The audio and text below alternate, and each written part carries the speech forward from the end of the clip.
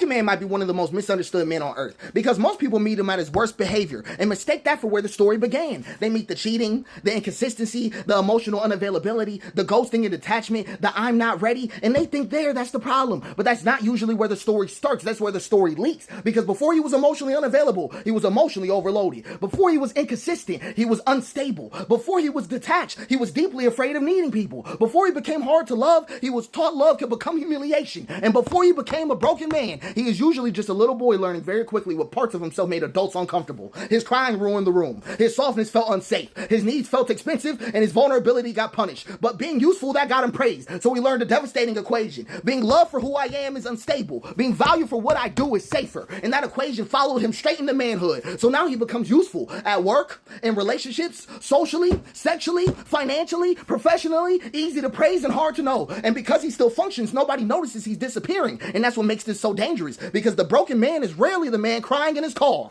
It's not him. He's usually the man laughing with his friends while slowly abandoning himself. Because life still moves. Because his life still moves, he just thinks he's okay. He's making money. He's still getting attention. He's still going to the gym, still having sex, still posting wins, still locked in. Meanwhile, there's a child screaming in another room inside him that he keeps turning the TV up to ignore. And he gets rewarded for ignoring him every single time. People call it discipline. People call it ambition. They call it masculinity. They call it focus. But most of the time, it's highly productive self-abandonment. And this is where it gets darker than this.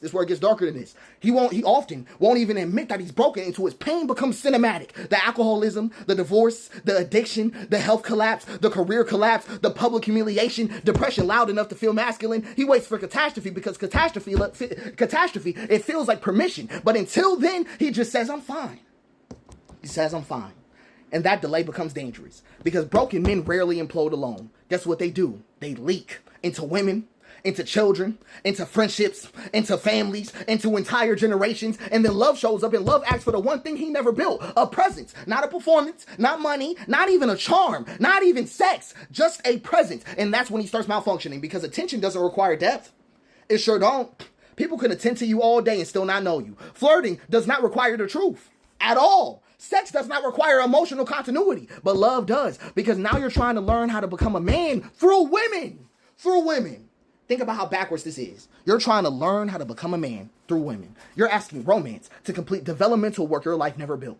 Work that should have came through healthy masculinity, stable mentorship, emotional safety, or the truth, or accountability, or community, or time. So now one woman walks into your life and suddenly she's being asked to carry decades of missing architecture. She becomes your mirror, and therapist, and mother, and proof that you're worthy, and emotional regulator, and evidence that you're desirable, and a substitute for self-respect that you never fully built. And when she inevitably collapses under the developmental labor that romance was never designed to carry, you call her demanding.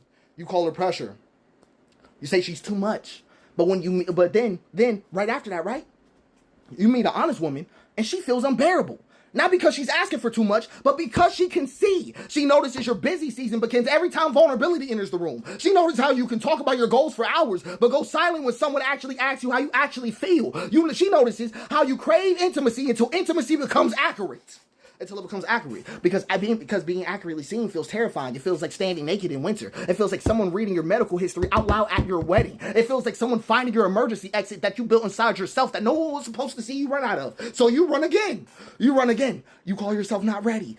But the worst part is that other broken men help you stay broken. They call avoidance discipline. They call detachment masculinity. They call emotional unavailability standards. They call fear of intimacy freedom. And some women reinforce it too. They romanticize distance. They confuse inconsistency for confidence. They try to heal a man through self-erasure. I'm trying to tell you the bullshit right now. The entire ecosystem protects this problem.